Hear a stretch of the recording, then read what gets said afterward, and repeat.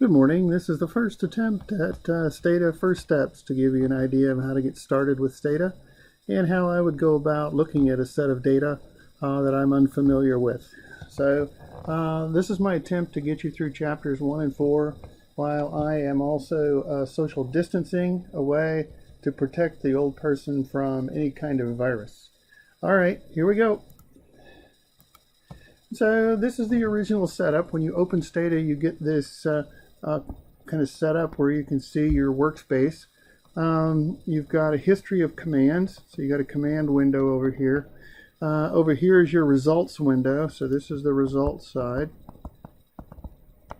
This is the actual commands you can type in this window. Now you can also get to commands up here in the command or in the list of options up here, and then you've got your variable list that would come up over here.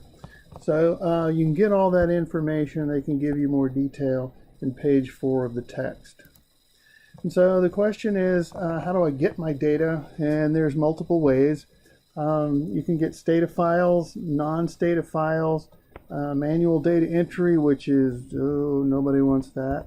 And then you can get pre-installed data, which is what we're going to use, and I'll show you that in a minute. Then you can save and export data.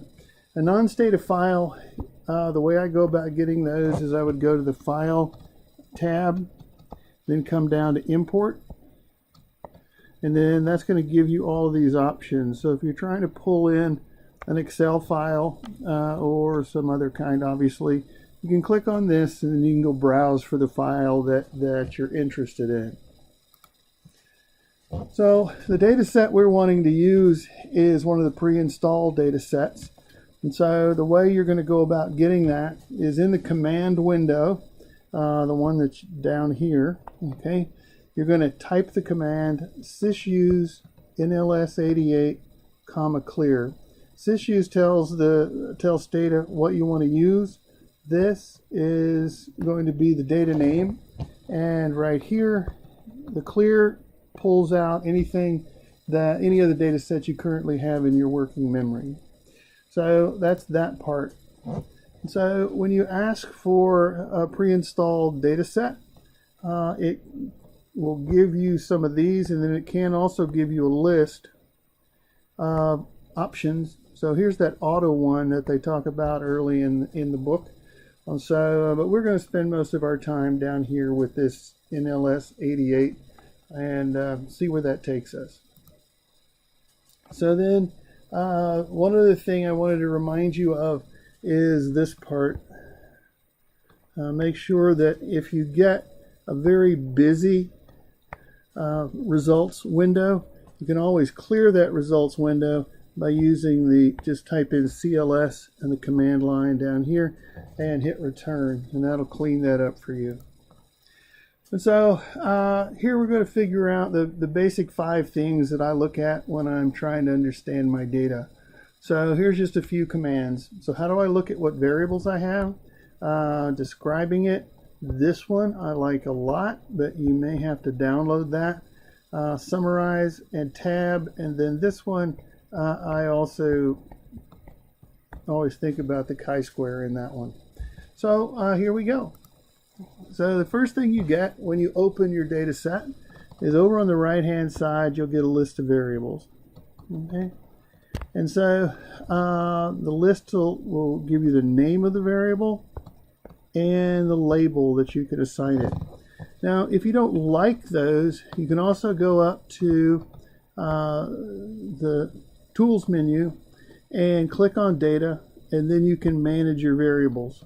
Okay, so you can get in here and say, okay, I don't like the name, the label, or those kinds of administrative things, and you can go in here and clean those up however you want to. But in this case, you're looking for the variables manager. So the first thing I always do is down in my command line, I will use describe, or you can use just the DES and hit return. And when that happens, you get the basic layout of your data. So there's all the variables. One other thing, so I've got 17 of those. It also tells me I've got 2246 observations. So my n is equal to 2246.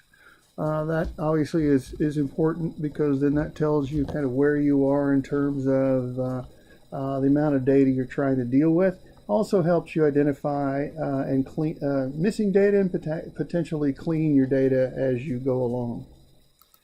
Another one that's really important that I like a lot is this frequency, because I tend to like more information about this in terms of are there details underneath a particular variable.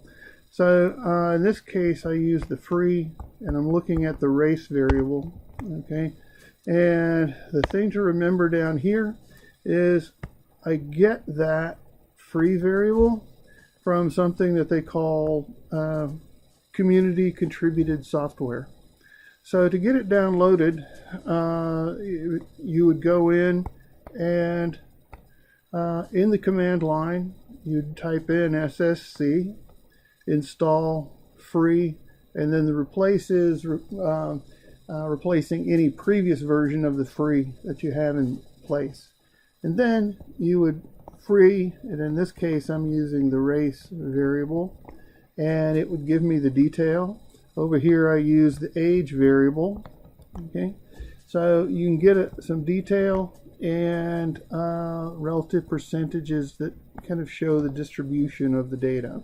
Okay, now yeah, so that's the piece. One other thing I guess is that in the total data, again we have 2246 in terms of our total observations for these two variables.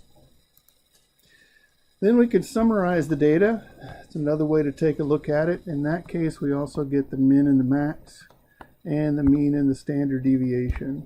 So again, we can look at both age and race, or how many variables you want to look at. But then if you want to look at this in more detail, you can get more information about this in terms of the smallest and largest observations. You get obviously the mean and the standard deviation again, but now you get some variant skewness and kurtosis stuff that if you have that information, go talk to Russ. Anyway, that's the setup for summarize. The next one I really like is always the tab, and that one gets set up with just tab, age, and pick another variable. So, or in this case, pick two variables. So I picked age and whether they live in Central City. For me, I really like CrossTabs because that gives me a little more connection in the variables. And so here it will list the ages that I have in my data set, and then it will tell me how many within the ages live in Central City. Okay, and so here they don't, here they do. And if you don't like the 0, 1, you can go back in and name it, so you'll get different information. Here I did city and race. Okay, now one of the things I want you to notice is here's my original 2246 in terms of my total sample size, but over here I've only got the 2220. So I must have some things that are missing, and I'm going to have to try and deal with those particular variables as I move along. Okay, and so the other thing you can do here is, because I like this kind of data, I can also go through it and add the chi-square. In this case, the row sets me up where the rows will equal 100%, and then I get the percentages here within the row. Okay, and so then the chi-square, as you probably know, will give you this data. In this case, it's statistically significant, and the result indicates that, okay, I would have expected about 73% and 73 and 26% in terms of my white and black residents. However, down in here, who's living in Central City, it's much more even, almost 50-50. So as a result, that's not going to meet my expectations, so actually will be different. So I have a chi-square that's going to be statistically significant. The other thing you can take a look at in here is an introduction. This guy's a little fast, but if you go to this YouTube channel or this YouTube video, he'll take you through some other details. It's about 15 minutes long, so I can't say that he's any better looking than me because his face isn't on there either. But nonetheless, that's the original setup, and we'll go from there. All right, take care.